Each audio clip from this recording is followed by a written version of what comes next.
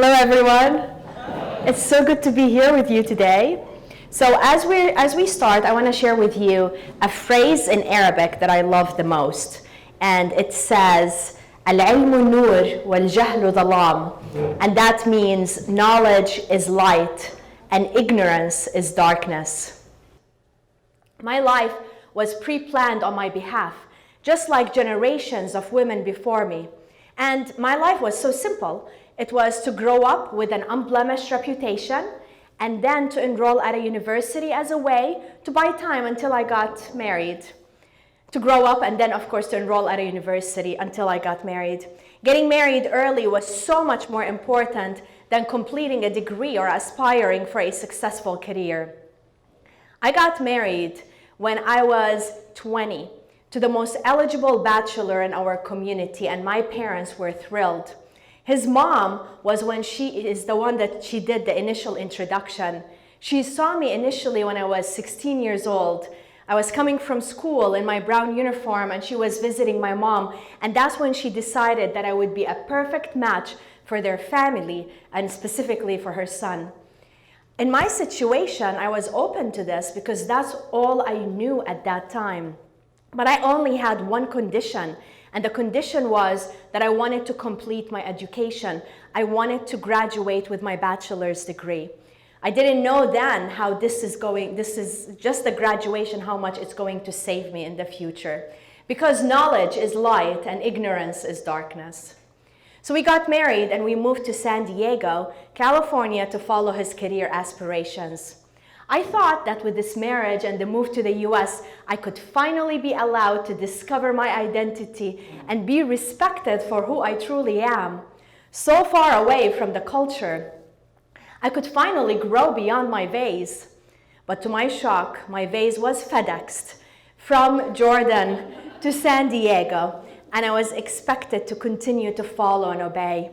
Actually, the limitations were bigger and the expectations were more strict. Living in that marriage and in the US was just a matter of geography. That marriage was not a partnership. I felt like his property, there to serve him and his family, completely controlled by them. Even with my disappointment, I continued to live the life that was expected of me. But then years later, I found that I was struggling. I was feeling empty, unhappy, and lost. I felt that there was no purpose in my life, and I felt at that time that my life was not going to get any better. Something in my heart just kept saying, feel the fear, take action, leave. But I knew I couldn't leave, and I also knew I couldn't stay. Staying meant that I would continue to lose myself, and leaving meant that there would be horrible consequences, and it would be perceived as if I broke the glass vase by my family and community. And I was very much warned by my parents that if I left, there would be horrible consequences and my life would be a danger. So I continued to live and get into more depression. But then one day I woke up too depressed to even get out of bed. And I didn't know what to do with my life at that moment.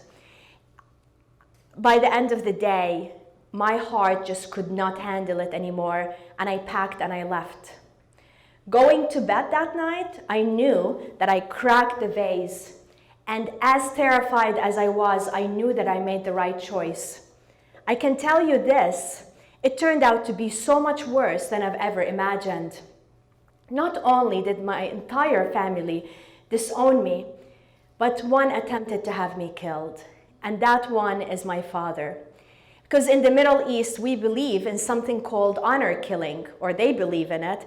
And what that means is if a woman does anything that is not accepted by the family, her father or her brother would just kill her. And it would actually be celebrated because it's considered by shedding her blood that they're bringing honor back to the family and erasing the shame that she brought it. So in their perspective, they felt that I brought them shame just by leaving an unhealthy marriage. The only reason I'm alive 18 years later is because my father is in Jordan and I'm here in the US. He doesn't know how to speak English. He wouldn't be able to navigate and come and find me, thank God. And that's the reason I'm here. And that's the reason I'm here in front of you right now. So at that time, I knew that something needed to change, and I needed to create a new story, change the story from a young girl that I felt so silenced and I had no identity, to a new woman, self-empowered, confident, and responsible for her own choices. I just didn't know how to do that. So I leaned on education because I knew that in order for me to continue to grow and discover my identity and discover my self-worth, the only way is by knowledge is light. I wanted to bring knowledge and light into my life. So I enrolled in a master's in business program at the University of San Diego. After my first semester, a professor, Dr. Starling, approached me and encouraged me to run to become the president of the student organization. I laughed at that time because I knew in my heart I didn't have any leadership skills. I never saw myself as a leader. I was programmed early on in my life to believe that I'm a follower. And he saw that I looked like other students. I had the right clothes. I acted very focused in the class, but he didn't realize how broken I was inside and how tired and exhausted and terrified for my survival. It's not just the physical survival, it is also financially to be able to survive, to emotionally. That was just so difficult to be able to move on compared to where I was. But at that time, before he even asked me to become the president, I was so determined to graduate. I was so determined to get my MBA. I was so determined to get myself out of the mess that I was in. So I would tell myself, whatever it takes, whatever it takes. I got tons of student loans. I was working all day. I was going to school at night because that was so important to me to be able to change that story. He didn't know any of that. He just saw me as another student. And every time I saw him, he would insist that I should run to be the president. And I would say, no, thank you. I don't think I have any leadership skills. Until today, I don't know why he kept doing that. But finally, I just wanted him to stop. And I said, okay, I will run. And to my shock, I was elected. I didn't realize then that this one commitment, as terrifying as it was, would change me for the rest of my life. A journey of my own leadership discovery just started. After a few semesters, I decided to start applying for jobs. I believed at that time that I wasn't good in interviewing skills and I wanted to practice them. So I started applying to every single company that I was able to. And I was shocked because all of them gave me job offers, including IBM for their leadership development program. They only select 8 MBA students for that program to start right after we graduate from all of the US, as if they saw something in me that I didn't even recognize in myself, just like what Dr. Starling, he saw something in me that I didn't even see it because of all of my negative programming. So I graduated, I joined IBM, I got to live and travel around the world in various leadership roles, and I got to work with the most amazing executives who were so interested in my development. They mentored me and they believed in me. And I was so shocked because I started not just managing global teams, but also people would reach out to me as a mentor, which was so shocking to me because, again, whatever I was projecting to the world was so different how I perceived myself internally. And I loved leadership. As I was growing up, I didn't understand what leadership is, but now for the first time I discovered that leadership is taking care of the team, believing in them, encouraging them, seeing their potential when they cannot see it. So just like I couldn't see my potential, I realized that other people couldn't see their potential, and I started helping them to grow, and I fell in love with it. So in addition to my job, I volunteered with IBM to start teaching leadership courses around the world, and I absolutely loved it. Hello? Yeah, maybe the battery. Oh, and hello? Okay, maybe this time is okay. I don't think it's okay.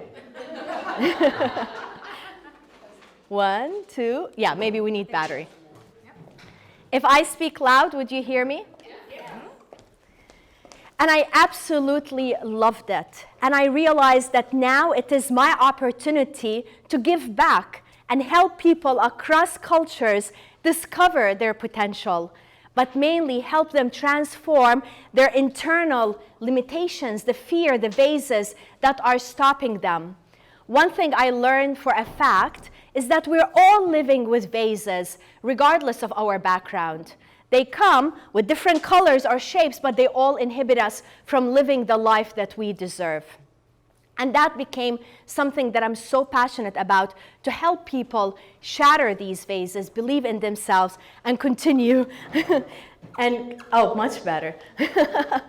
So that became something I'm so passionate about, to help people discover their potential, shatter their vases, and continue to move forward, because that is what makes life so much more worth living. So from my journey, I learned that like so many people would say, how did you plan your transformation journey? And it's not a matter of planning it. I didn't have a documented project plan. What I did is I listened to my intuition. And I continued to hear what truly do I want to do with my life. I started creating a vision of where I want to be heading. And I started facing the fears that show up. There's always going to be fears that show up. And I started taking one step at a time, sometimes small, tiny steps forward, even with the fear. But I would put my heart and soul into them, so I continue to move forward, because that's what makes life so much worth living. And I discovered that the only way for us to shatter our limitations is with self-discovery. The more I connected internally, the more I was able to face these limitations and be able to do something about them. I gave myself the time and space to hear my own voice and to dig deep even when it got tough and when the external and internal limitations appeared to be so much more stronger than me. I wouldn't be able to have a transformation journey without all the people that showed up in my life and guided me through this journey. Just like Dr. Starling, they saw my potential at a time that I did not realize it. They believed in me, they invested in me, they mentored me, and I'm forever grateful for that. These are the leaders that I admire and the ones that I aspire to be like. So to my grandmother, the pure, perfect glass represents my honor and my reputation.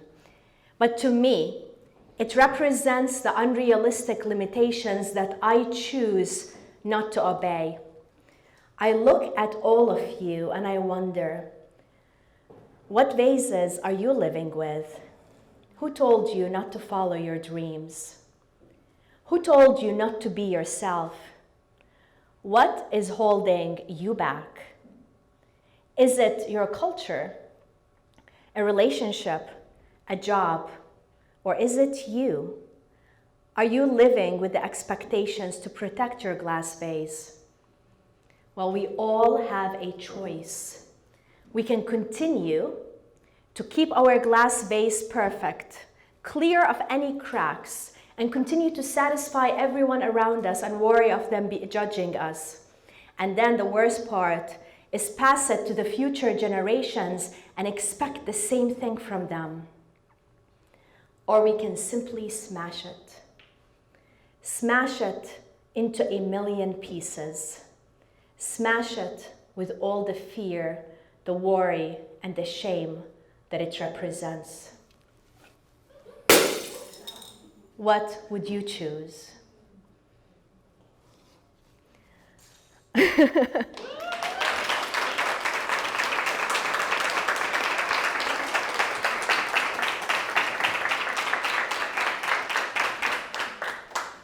So I use, first, isn't it empowering to see the vase shattered on the floor? Yeah, I love it every single time.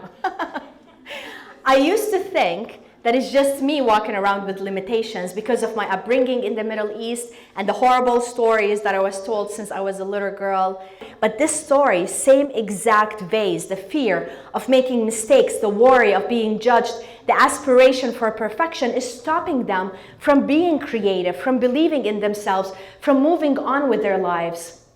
they come to me as I'm coaching them, and they tell me about their amazing stories and what they want to accomplish in their life and their dreams, and they're filled with energy and excitement. But then the energy starts going down, and they start telling me about all of the fears and insecurities and all the reasons why they should not pursue their dreams. I see it every single day. I see it in one of the women. Her name is Catherine. She is in Baton Rouge. And she is a banker. She would love to be the first executive woman in her bank. She looks up the chain, and all of them are men. She looks at the board of directors, all of them are men. And she wants to be the first woman sitting at these high-level seats. She was telling me that she was part of a meeting where all the executives were invited to it, and she was there with some other bankers, and they were discussing some fraud that the banking industry, a new kind of fraud that they were facing. So everybody was sharing their ideas, and she said that she had a really great idea that she believed would help to fix a lot of the issues that no one was considering. But then she also said that after the hour meeting, she did not say a thing, and she just left. She didn't share. And I was so shocked because I know her dream of continuing to advance. And I said, why didn't you share? Why didn't you tell them the idea that you have? And she said, well, what if it turned out to be not a good idea? What if they think I am stupid? She used that word. What if they don't implement it? What if I feel embarrassed? So she would rather just stay quiet than to deal with her own vases. So when we're talking about women in leadership and we want to continue to advance and shatter the glass ceiling and bridge the wage gap, do you think we can do that by staying quiet in meetings? Do you think we'll do that if we're going to be constantly intimidated by what other people are going to think about us, and always wanting to be so perfect? Perfect in the way we look, be the perfect daughter, perfect spouse, perfect mom, perfect employee, and even have perfect Christmas. And then we end up losing ourselves because we want to be perfect. We want to give the image of perfection, and it just doesn't work like that. Another woman, her name is Dawn, and in my opinion, she is one of the most strategic people I know. She is amazing. She's been having a dream. Yeah, that's the vase. She's been having a dream of writing a children's book. And her idea sounded so amazing. In my opinion, it sounded better than even Harry Potter. It is like that amazing. And she's been talking about it for 10 years. And I said, well, why didn't you start writing? And she said, what if nobody buys it? What if it doesn't turn out to be as good idea as I think it is? What if, tons of what ifs. And she has not written anything for the last 10 years. It's just in her head. Do you know how many creative people are missing out on something so wonderful because of the same thing? And the problem is, it's not just us individually we're missing out. We're having our company, our team, even our entire community and the world miss out because we are so scared of moving forward. She can write it. Who cares if anybody buys it? Who cares? Just write it. Let your creativity shine, because there's so much we learn about ourselves every time we are following these dreams and our intuition. Another woman, her name is Mary. And Mary is in her mid-40s, and she believes that she is not good enough. Totally believes it. It's so ingrained in every single cell in her body.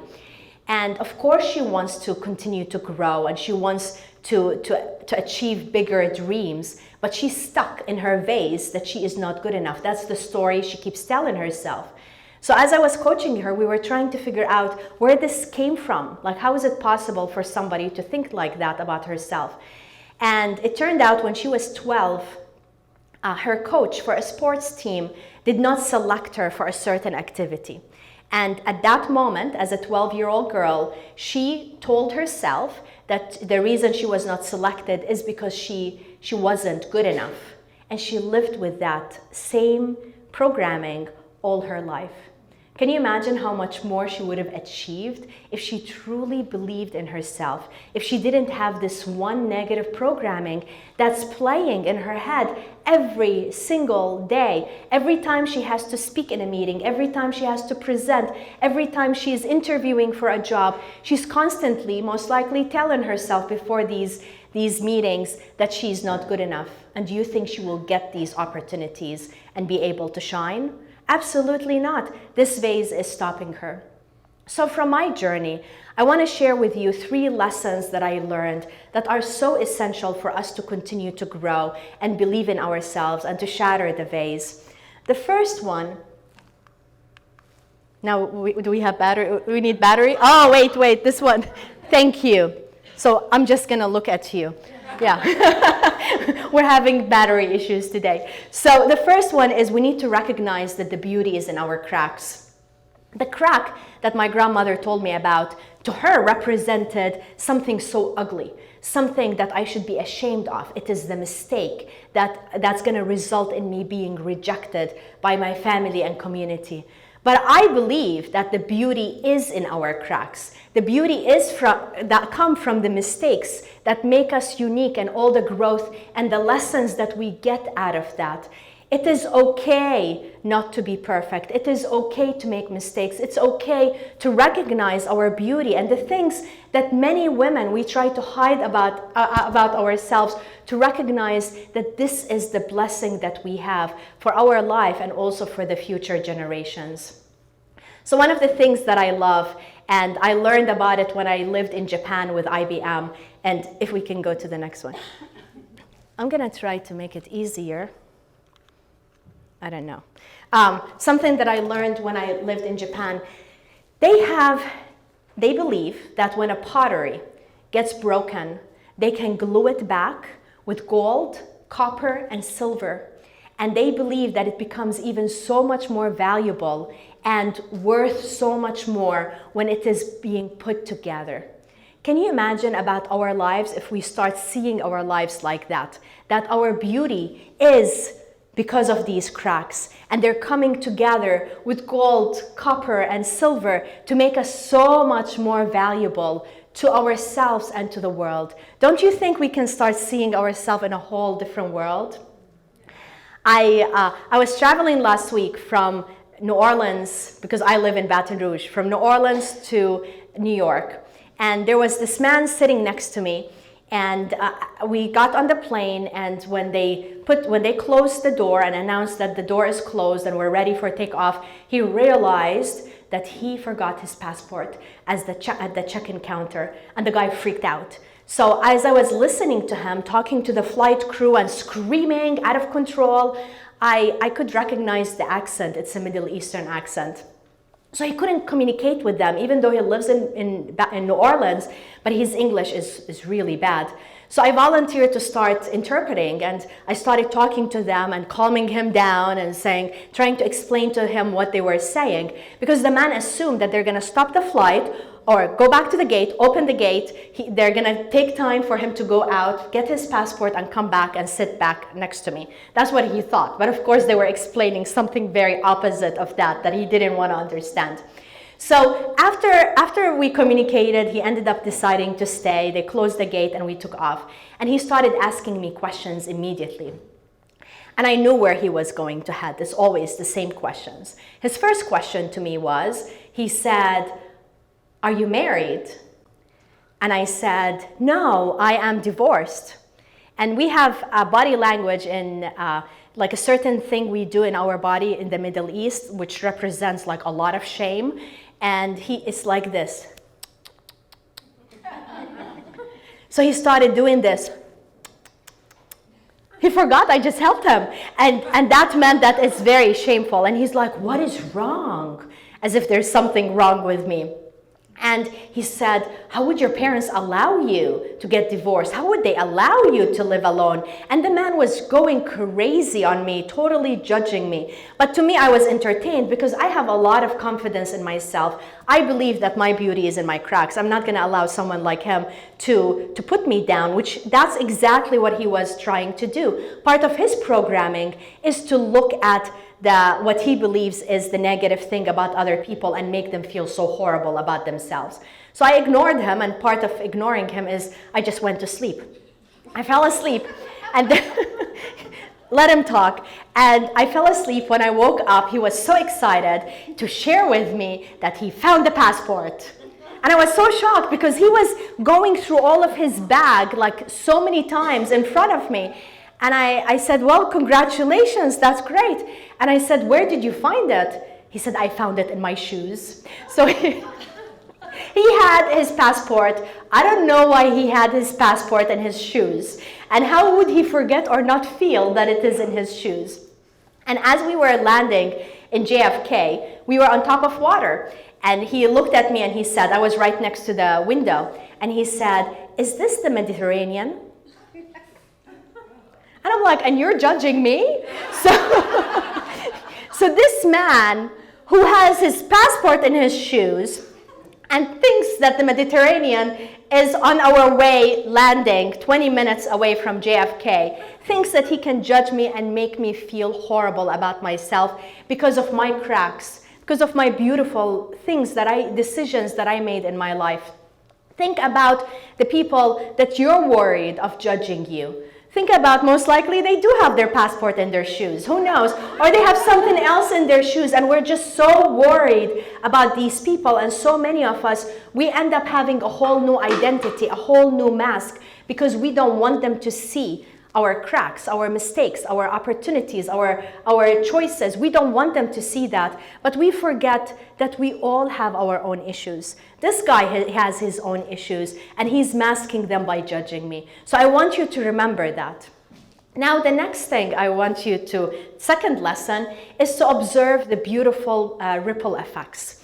Yes, after we take a risk, there are going to be consequences, and it's not easy initially. So after I broke my vase, the death threats weren't just for me, because my father couldn't get me in the US. He decided that he was going to kill my mom and sister in Jordan.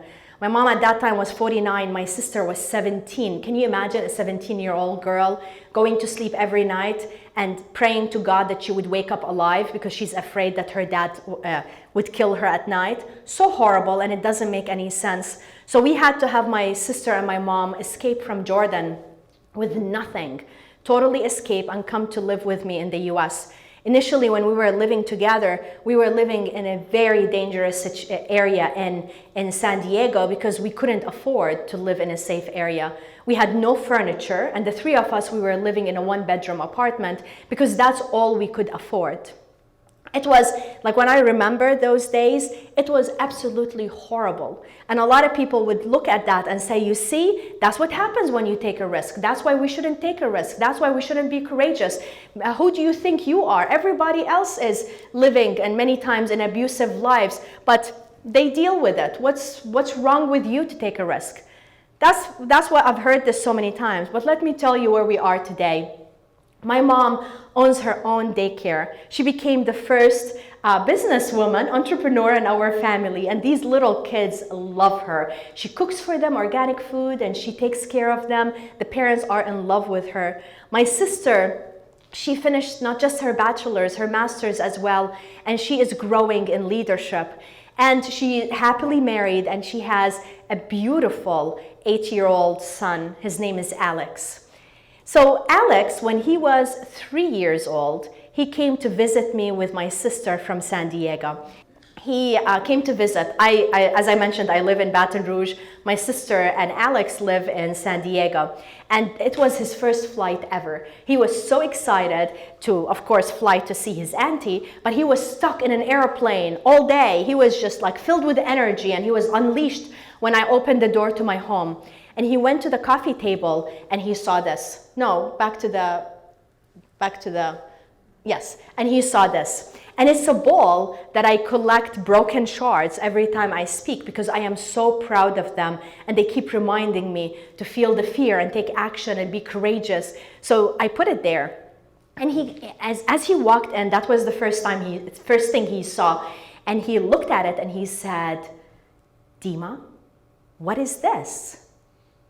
And I felt that the world just stopped. Time stopped.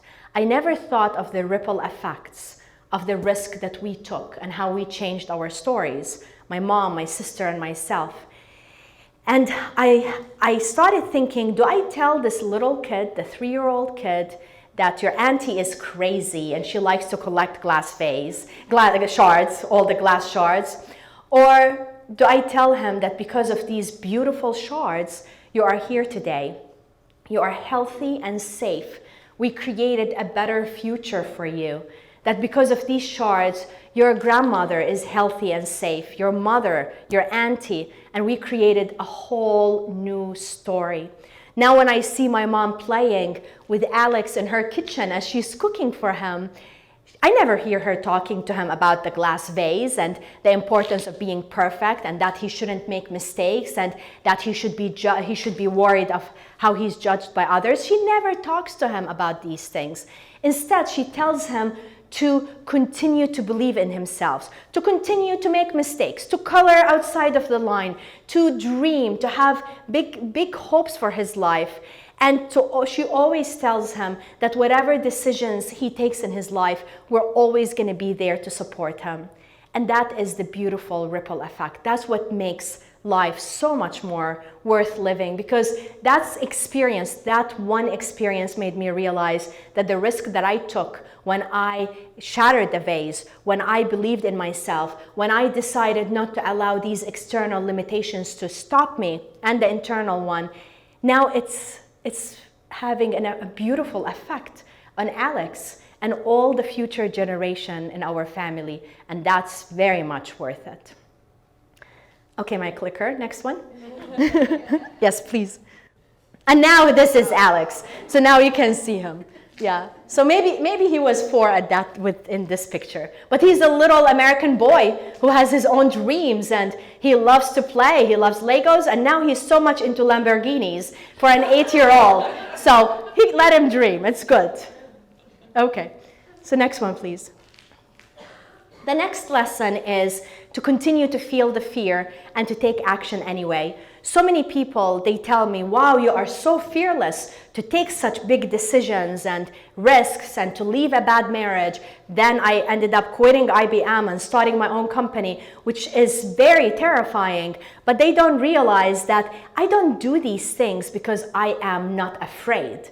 I do them in addition of being afraid. Regardless of being afraid, I take action, and that makes it so much more powerful. Fear will always be here. It's not like one day we're going to wake up and there's going to be no fear, no risks, no consequences. They will always be here. What matters for us is to feel these fears and to take action, to continue to believe in ourselves and continue to grow. So in October, my father discovered about my book, Breaking Vases, that I wrote and published last year. And I haven't heard from him since, well, we haven't communicated since 2000. That's when the death threats started. But the death threats was always through other people. He would see people and he would say, I'm going to make them minced meat. I'm going to go to the US. I'm going to hire people to kill them. So all of the horrible stuff, all the threats we were getting is through people that he would see, family members, close friends that would keep talking to us. But the thing is, the positive thing, the last few years, we haven't heard anything. And that's amazing. To me, I thought, okay, maybe I can move on from all of this horrible thing of the past and be able to go through healing, which I did. I went through intense healing for years to even be able to talk about my story. I started talking about the story, I wrote the book, and then he discovered about it in October. And everything went horrible all over again. The threats, now instead of telling people what he's gonna do to us, now he can post it on Facebook. So yeah, and it's just absolutely horrible. And I was so shocked about my own reaction. I'm now 43, but I felt like I was that 24-year-old girl the moment when I left that horrible marriage and I broke the vase. I felt so insecure. My confidence crashed to the floor. I was so scared of even standing on the stage and speaking, even when I'm not talking about my story, even when I'm just giving a leadership training. I was so uncomfortable and I couldn't concentrate when I was coaching. All of that because of all the fears, the insecurities, the stories, the shame, all of that appeared all at once. And I started, after weeks and weeks of dealing with this, I started telling myself, again, that I have a choice. I can continue to live with this and be the victim and be the person who's just like, oh, it's not fair to keep saying that, or I can truly take action and move on with my life. I'm definitely not the victim, and I don't think any of you're the victim. We need to continue to move forward and take action. And the taking action was, I notified the police. I got the FBI involved. So now I am very much aware if anything crazy is gonna come my way. I went to work, I coached, I stood on the stage, I gave speeches, and I'm not gonna allow anybody to stand in my way, because I know that I'm worth so much more than these horrible old stories and expectations that don't make any sense, and they're not helping anybody. I have the power to change my future, and all of you have the power to change your future. So now, next one, please. So now, as I'm thinking about everybody I'm interacting with and coaching, and as I'm looking at you, I want you to realize how much power we have about our life. We forget that. We have the power to take risks. And so many people would say, well, your story is so courageous, but I cannot do that. My life is different. I cannot do it. We all have a story, regardless. Some of them are better than others, but we all have challenges in our lives. We all have phases that are stopping us and making us feel so terrified about our lives. But we need to keep taking action. If we want to continue to grow, if we want to create a new story, a better future for ourselves and for our children and the next generation, we cannot just wait for that to happen, because it's not going to happen if we wait. We have to take action. So now, as I'm telling you all of my stories and experiences, I want to hear from you. What are some thoughts that came to your mind as I'm sharing with you my story? You don't have to tell us about, like, you can tell us as much as you want, as long as you're comfortable. But what came to your mind related to you personally, your professional growth, or as women in general, when we're talking about women and the stories that we're told since we're little girls, and even the stories we're told in the society as we get into business and into leadership. So I want to hear from you. What are some of your thoughts? What's your name? Gia Scott. Hello. Nice to meet you. Nice to meet you. Yeah, so I want you to think of something you want to shatter. You're welcome to share with us or not, that's okay. And let me know when you're ready.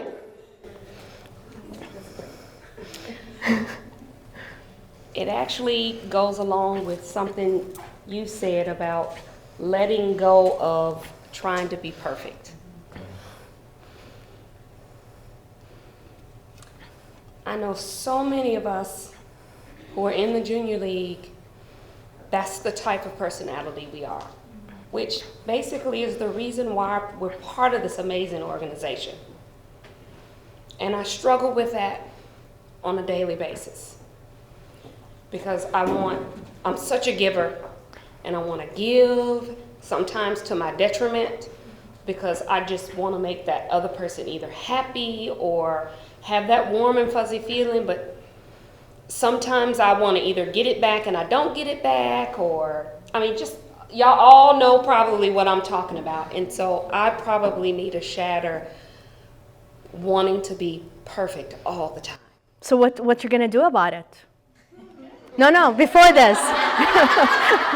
Before. No, so you want to shatter that. So how are you going to program yourself differently? How are you going to act differently in the future? Probably stop saying yes to everything. Yeah. And I have begun that journey just a little bit. You know, the people at my church don't appreciate it, because I've been telling them I'm not going to be it's okay. committee, church clerk, finance clerk, and all that. I have begun that, but just to do that more, because that's probably the only time I've said no is to the church family. Yeah. That's so bad, y'all. Yeah. But because when can you imagine telling your pastor no? But anyway. When you say no to something, you're saying yes to something else. That's right. So when you're saying no to this, you're saying yes to time for yourself, to relax, Yes. to work out, to follow your passion, all of this wonderful stuff. And we forget about And it. that's going to be key because my son is about to graduate high school. My daughter is about to get married, and I'm seriously going to have an empty nest. So it's going to be time for me. Well, here you go. We're going to fill your hands. So don't shatter it yet. Okay. So here's what we're going to do. We're going to count down. And actually, let's energize you a little. Stand up. And we're not done after this, so don't leave. And we're going to count down. 4, 3, 2, 1. And then shatter it. And that's when you're going to Okay. smash it. Oh, what do you prefer? Shatter it, smash it, or what would you like? Smash it. Okay, so let's start the countdown. Go. 4, 3, 2, 1. Smash it! Very good. No more perfection. That's right. Yeah, no That's more right. perfection. Thank you so Thank much. you. Thank you. So I hope you're going to leave with some powerful messages that you're going to remember every day. Keep remembering to break your vases. Keep remembering that we all have our cracks and it's beautiful. Think of the things that you try to hide about yourself and recognize that this is your beauty. We all have challenges. And yes, there are things that we experience in life that are so not fair. So not fair. But we need to move on. We cannot be stuck in the past. We cannot be like Mary, stuck when she was 12 years old because she thought that she was not good enough and lived her life. Things happened in our past, but there are more amazing things that are waiting for us in the future. And if we're stuck in the past, we're not going to experience them. So shatter your vase, believe in yourself, help other women, and keep feeling the fear and taking action anyway.